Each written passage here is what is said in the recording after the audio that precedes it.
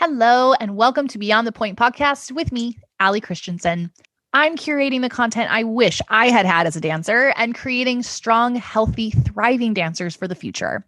Not only am I your host and ex-professional dancer, but I own Align Fitness, a cross-training studio for dancers here in Costa Mesa, California, and am the creator of online courses for dancers such as the Dancer Strong program, Lower Body Flexibility, and Turnout for Dancers. Hey dancers, welcome back. I am always excited to get on here and speak to you with and through this medium. Podcasting was not something that I thought would happen. It's not something that was really in my business plan. And in the beginning, I said, I'll give it a try. I love the idea, but we'll see what it does to spread information. How does it assist you guys? Is there enough people listening? Does it allow me to get the right knowledge into your hands? The answer is yes. So I've continued. It's very, very fun to talk with people. I also have slightly fallen in love with the ability that each episode gives me to give you guys detailed information on whatever subject that is. This gives me the ability to reach deeper, I believe. I get messages from you guys saying, oh, I found your podcast, or the episode that you sent me was so helpful. And that to me, when you guys reach out on Instagram, because I get so many messages a day, and I would love to be able to give everyone as detailed assistance as possible without knowing you and seeing you in person, which is really hard, by the way. Sometimes I get messages and I want to assist, but I know nothing about you, nothing about your body, nothing about your past. So all I can do is give general advice. But I want to do that. And having these episodes allows me to send you a message, to send you the podcast episode and say, listen to this. This is way more information than I could ever type with my two little thumbs on Instagram. So just throwing that out there. I love this medium. It's so fun. So today I have actually pulled 3 very frequently asked questions that I get on Instagram, YouTube, and I've put them together in today's episode. I want to be able to answer these a little bit deeper, explain myself, why I think a certain way, and also give you guys tools, because these three questions are things I promise you have or will experience. And you're going to have verbal tools to take care of yourself after this episode. And it will all make sense in just one momento. Before we dive into the questions, I want to let you guys know that if you are listening to this episode as it releases currently, we're coming up on Thanksgiving here in America. We also have Black Friday, which is a big holiday sales day for us. This is the one day a year that I put my online courses on sale. And it's happening this year in a really big way, super big way. So there's going to be 20% off on all of my online courses, ones that you guys probably have seen or haven't seen, flexibility courses, turnout courses. I have a new mini program for your core. Again, a very commonly asked question, commonly asked, how do I warm up? How do I take care of myself? Which absolutely ties into today, which is why I'm talking about this. But that's going to be releasing on Friday. And you're going to be able to get it for such a small amount. It is going to be the perfect stocking stuffer. Stocking stuffer. My goodness. Say that 3 times quickly. Stocking stuffer.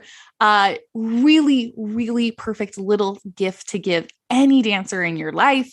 I'm really excited about that. But the big thing is my Dancer Strong program, which only opens for enrollment 2 times a year. I just closed enrollment, but I've had enough of you guys asking. And I just feel like this year, the last 2 years have just been blah, weird dancers. So as you're getting back into the studio and people are so committed to getting back and farther than they were before we went into this world craziness, I'm seeing a lot of dancers doing this really aggressively and honestly unhealthfully. And I want to give you the opportunity to have a little bit of guidance. So I'm going to open up the Dancer Strong program just for the weekend, and you're going to get a discount on the program, which has never, ever, ever happened So I wanted to say that in the beginning of the episode, because if you're here, you're probably someone who has followed and uses the information that you get on these episodes, or you've been referred by somebody, hopefully that you trust, to listen and take in the way that I approach movement and dancers and injuries and strength building, all the things. So there we go. Beginning of the episode. Let's dive into the actual content of today. So as I just mentioned, we are now very aggressively trying to get back to quote ourselves and farther. Now, I don't care if you are somebody who takes class 1 hour a week or you're taking 40 plus hours of dance a week. It's the same. Everybody has been cooped up or not able to do what they want, or has been in their home and wants to take in the studio, or feels like I should do more in my home because I can only do more in my home.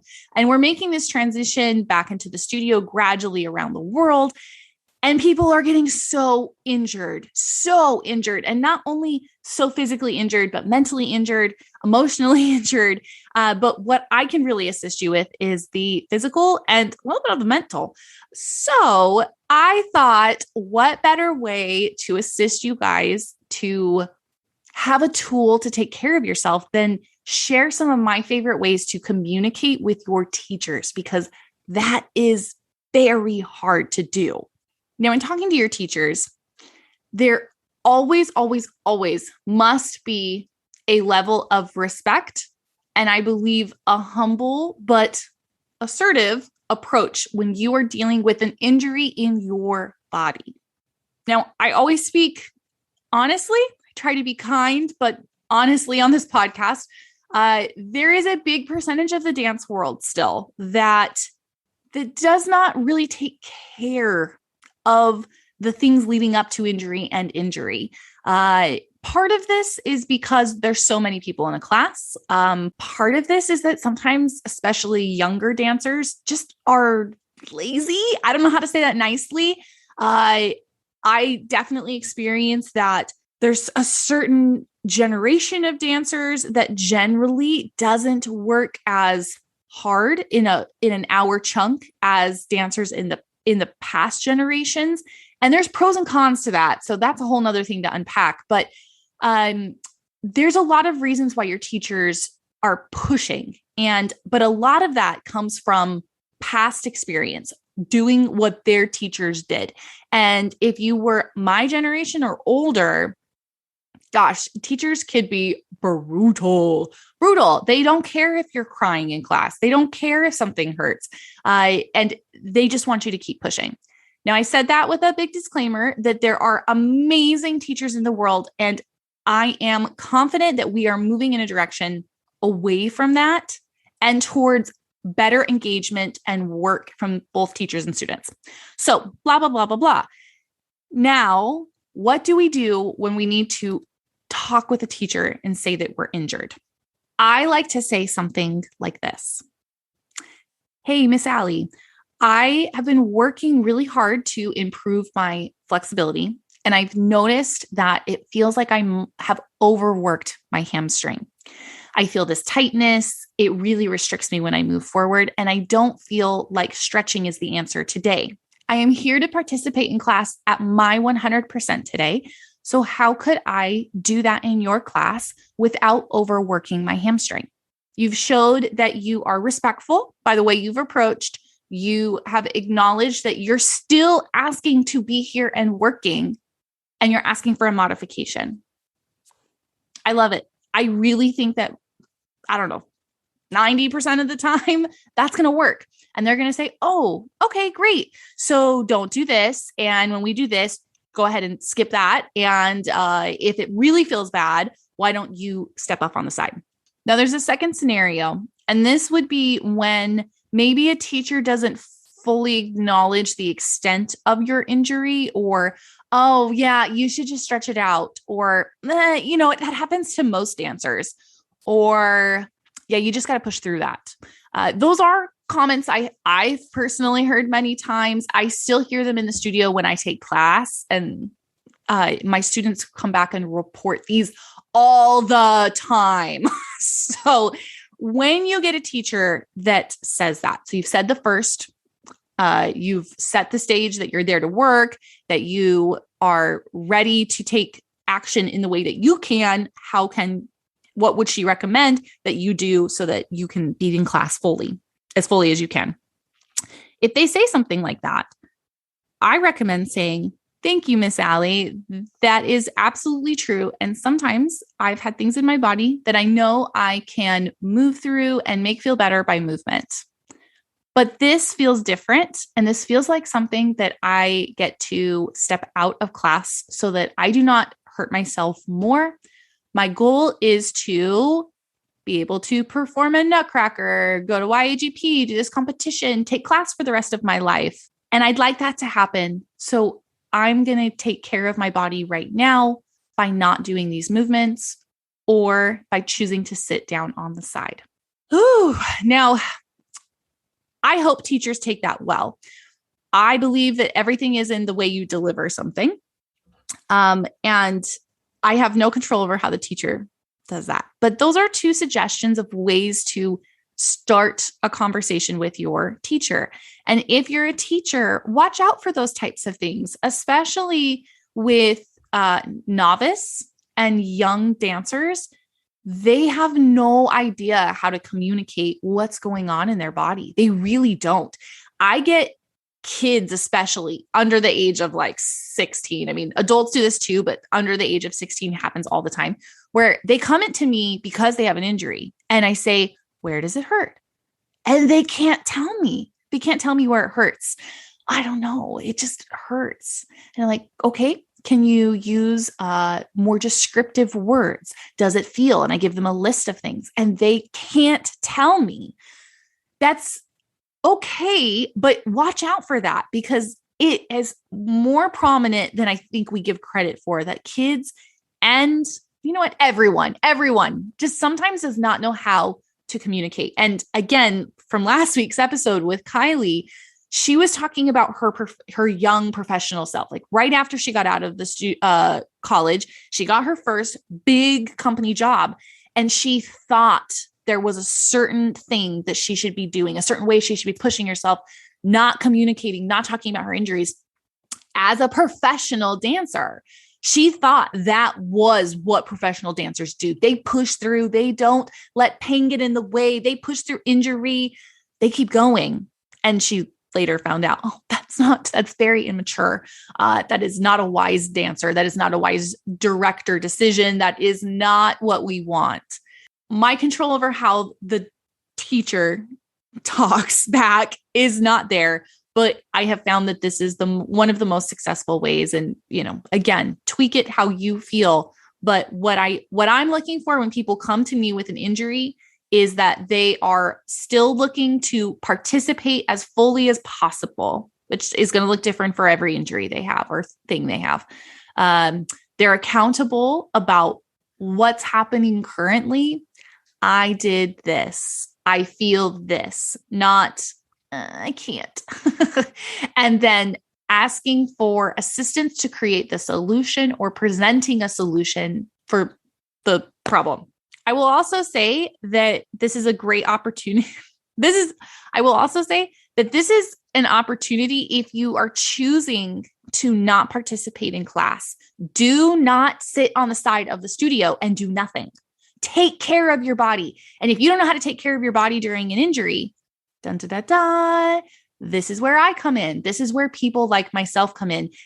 You will get injured as a dancer. It just happens. I always say, I wish I could wave my magic wand and you would never get injured as a dancer, but it is going to happen. It is how you know how to take care of yourself, the knowledge you acquire after said injury, and then the prevention of major injury.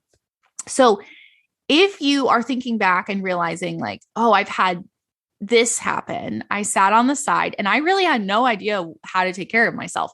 You're not alone. This is not shaming at all, but it is an opportunity for you to collect information and you should. So if you're going to sit on the side, if you know nothing to do something. Do not stretch. Most of the time when we're injured, stretching is not the answer.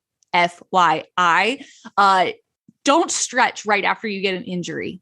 That's not the answer. Wait till you get cleared to stretch. But do some bridges, glute bridges, do some push-ups, do something. If nothing, take notes during class. Be engaged. Don't mentally like diddle off into the sunset here while you're there. And I guess I should say that this is the scenario of you've hurt yourself, but it's not like I'm in the hospital. Okay. So if you were like Kylie and fractured your rib, you break something, you truly pull something and there's like a major bruise, that means you need to get to the doctor right away. And we're going to talk more about that in this episode. So we started in the studio, and one of the biggest things that creates injury is our stretching routine. And this, I know there are people who back me up on this one, but I also know that there's a lot of old school thought that I know in the past has gotten us to the result of professional dancer, to the result of a split, to the result of grand jetés that are beautiful. I know, but aren't we all about finding better ways? That is what we like, especially now. How can we get from point A to point B in a more effective, quick, safe way of doing it? And stretching is one of those, especially in the dance world. So I get frequently asked question is, when should I be stretching? And it's such a great question. When should you be stretching? So I have a pretty simple answer to this. My answer is, if you are stretching to increase your flexibility, you're going to do this after you take class or after you have worked. If you are stretching to be ready for class, and I have a big warning sign with this one, then you can do a little bit before. But honest answer, honest, and this is not going to be super popular, but my dancers who trust me and myself, and I know a lot of sports medicine practitioners who support me on this, I don't have dancers stretch before class. Yeek! I know. What? I got to be ready for class, Allie. I have to be ready to do my plies where I bend my knees and ankles just a couple inches. Yes, I don't have dancers stretch. I ask them to warm up their muscles in an active way, mostly exercises that engage muscles. And then I do encourage you to move through ranges of motion that create that stretching sensation. Lunges are great, grand pliés, light movements of the hips. But honestly, that's it. I had this dancer who came to me. She is training to be a very beautiful dancer. She's going to be a stunning professional prima ballerina. I have no doubt. I have no doubt if she can stay injury free. So she came to me. She's like 15 maybe. And she said, I am spending so much time stretching. And she's flexible. It's, it's working. But she's like, I'm spending so much time stretching. I'm staying up way too late. And this is not working for me. So I said, okay, what are you trying to stretch? So she told me, and one of the biggest things she was focusing on was her inner thighs. And she said she was spending about an hour and a half stretching at night, every single night. And I said, okay, so let's see if we can come up with a routine of things that is less time and just as, if not more effective. So remember how you feel after you do that hour and a half of stretching. And this was in the morning also, guys. So I took the things she wanted to feel mobile with. I'm not exaggerating. In one inner thigh exercise, she said her inner thighs felt more open and mobile than they did after an hour and a half of stretching. Her outer hips were a big one, being ready for turnout and the legs opening and grand battements. So we put together a 5-minute stretch routine, and she looked at me like, what the heck did you just magically conjure up, Allie? Because she felt way more mobile than she did after an hour and a half. Because you know what mobile means? Mobile means you have control over the range as well. Flexibility is going to be that passive range where you can just sit in your split and hang out and read a book. But we're not using that in dance. You are mobile. So these exercises that I put out for her in this like 5-minute thing, were definitely something she could do more intensely after class, increasing her range of motion for long-term, but she could do these lightly, like a light warm-up, and they would be safe, active stretches that move through ranges of motion, and are followed by strengthening. So when you're thinking of your stretching routine, if you have to stretch, I say this with like a crunchy, you can't see me in my podcast face. You're going to do it after, and you're going to do a very light version, very, very light version before class. Remember that plies are not the most aggressive thing. And if you're a teacher or you have the luxury, older dancers, most of the time you have more wiggle room with this. I wish everyone did, but this is not always true. But teachers and older dancers, remember that barre is to warm you up. Do not expect your students or yourself to show you the biggest port de bras forward at the first plie.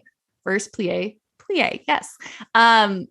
You are working to be warm for center, and the barre is actually beautifully put together to warm a body up. With when we push our bodies into these extreme ranges and plies, tendus, dégagés, it's just not working.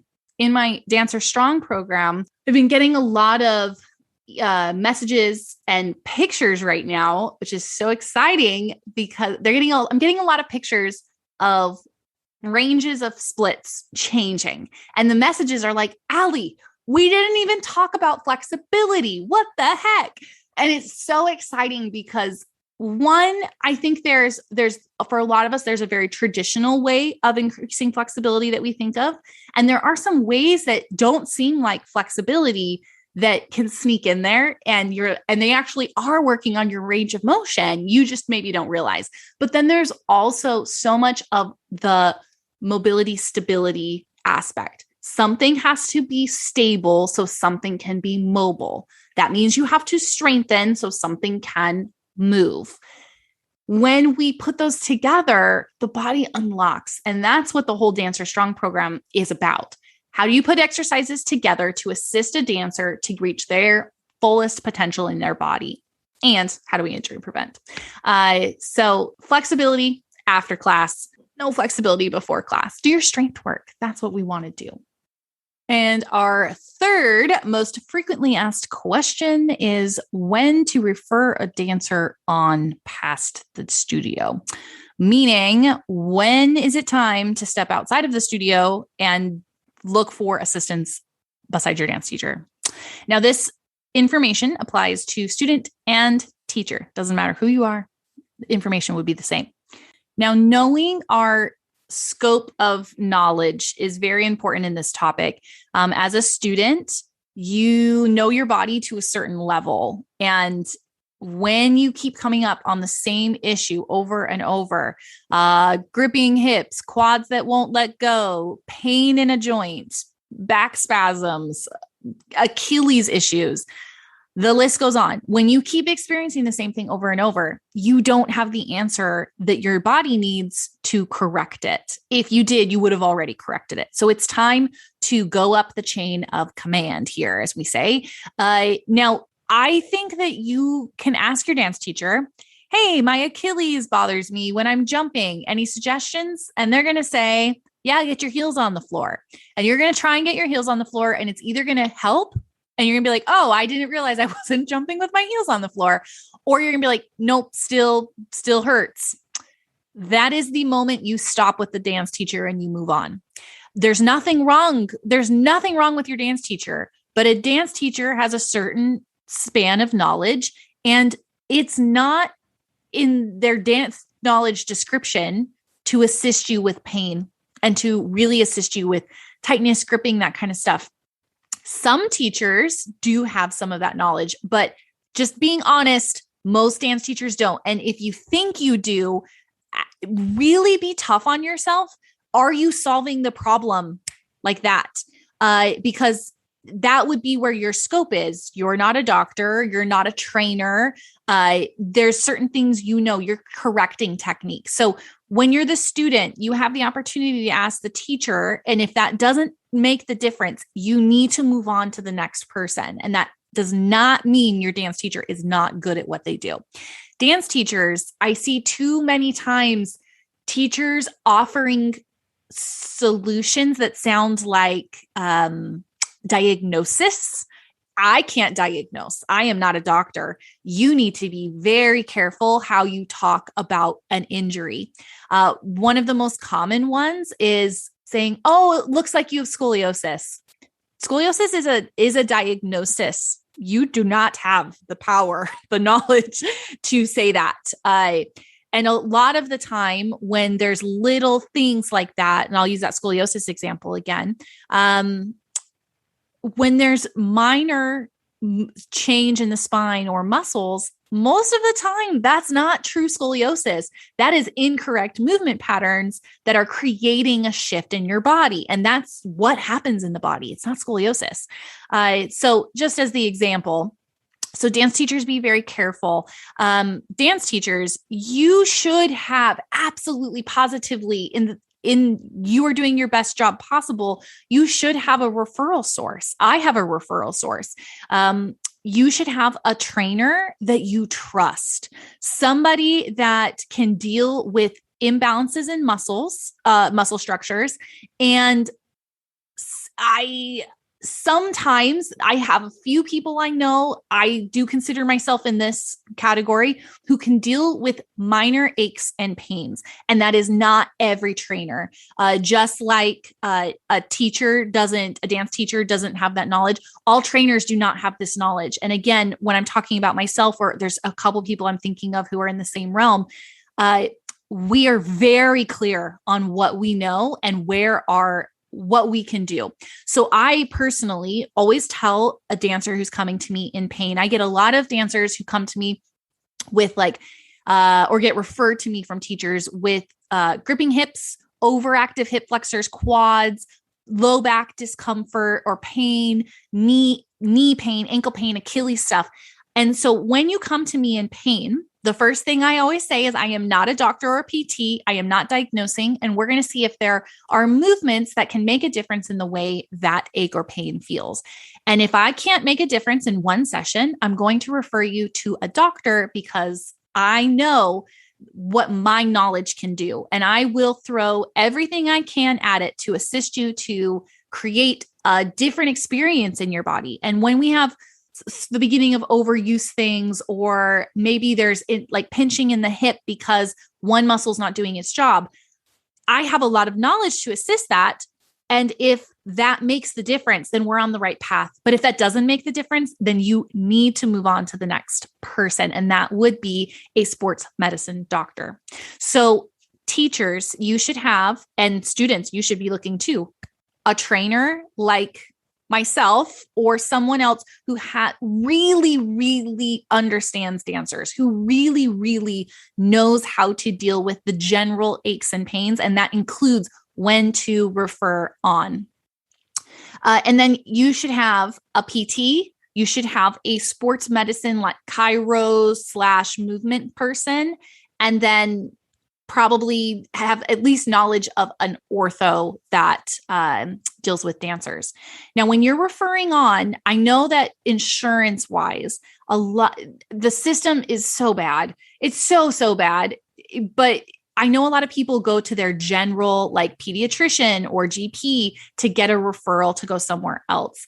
I know that's the way the system's set up, but consider that if you have the right sports medicine, like chiropractor, and so somebody who uses rehabilitation as movement, they're a great person to go to in general. I'm speaking total general terms without knowing, because they're like the GPs of the musculoskeletal system. When you have a cold, when you have a rash, when you have a virus, you go to your general doctor to help him, to have him figure out what's going on. Musculoskeletal is not their avenue, and that's fine. They're genius at what they do. Muscular skeletal is that. I had a dancer who went to her GP for hip/back pain, and he put her on crutches. And I was like, oh my gosh, I'm dying. This is not right. So she ended up, we got her in the right place. No longer on crutches was not the best solution for the problem. So you gotta know where to send people. Also know that PTs, most of the time all of the time, but the PT does get to decide this.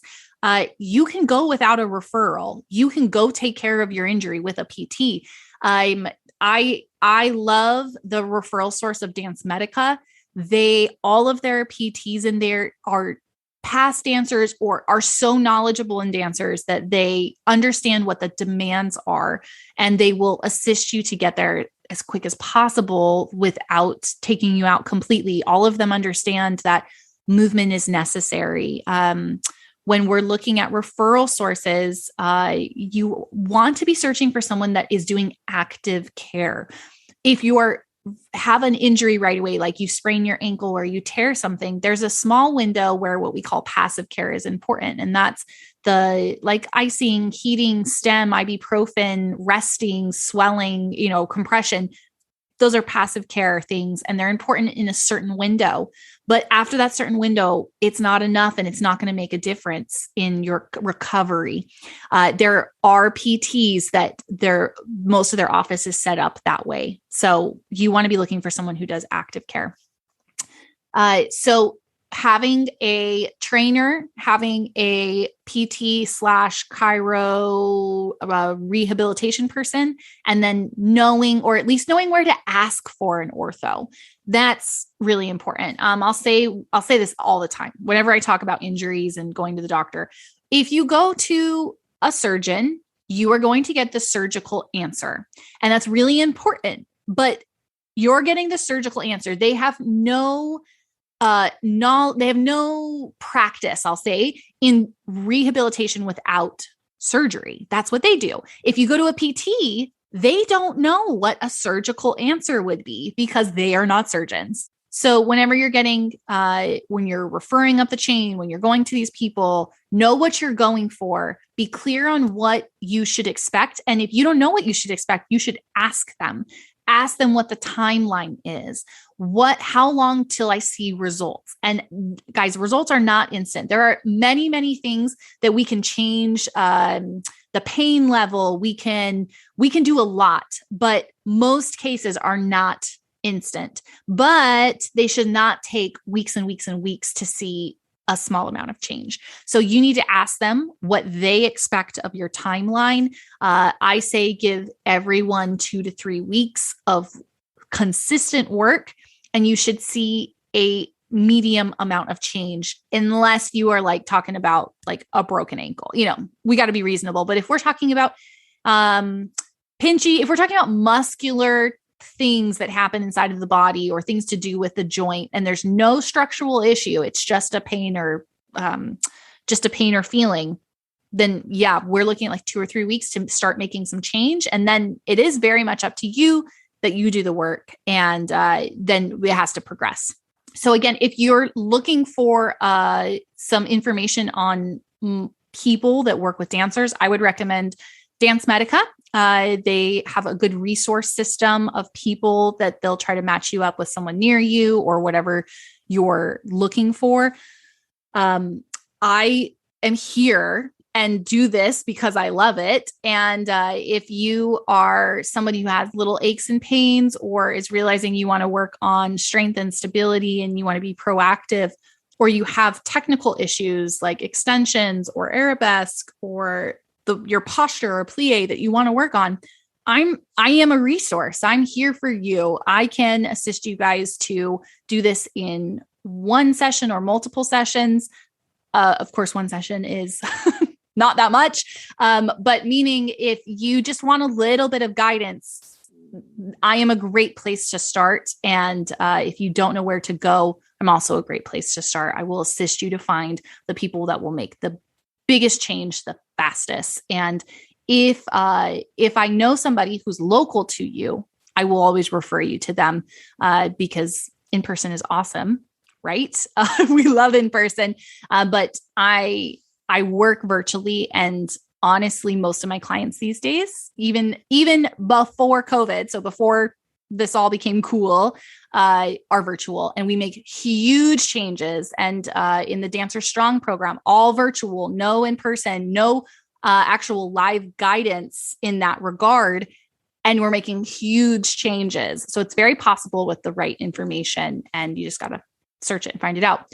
So I hope that these 3 questions helped you put together a little scenario in the studio revolving around injury, how to take care of yourself, how to ask for help, and where to go from there. Remember that if you're listening currently as it releases, that this week is a huge sale week with Align Fitness, Dancer Strong, flexibility for dancers, turnout for dancers, a new core little mini program, ankle strength. All of these things are on sale. They only go on sale one time a year. This is the perfect stocking stuffer, as I like to say. I will make my little small business pitch. And I know it sounds like a pitch, but we're at that time where things are stuck on barges and big companies are majorly thriving. And that's wonderful because they employ people. But your small businesses, your people in your community, it means so much when you buy a $5 program from me. You're literally putting food on my table, and you are allowing me to continue to serve you by your small purchases. So if you guys are looking for little gifts to give your dancers, maybe consider, instead of a candy or a trinket that you don't even know they're going to like, if you're like me, most of the time I'm like, I don't know if they're going to like this thing. They are a dancer. They are going to like the thing that assists them to be a better dancer. And this would be the perfect little gift. So I'll see you all around Instagram. If you have questions about any of this, please message me. You can always find me at alignfitnessbyally.com. Instagram is alignfitnessbyally. I always respond. So give me your questions, your comments, your concerns. And I hope that this episode was helpful in getting you into the new year and being your happy, helpful, healthful self. So I'll see you all next week on Beyond the Point.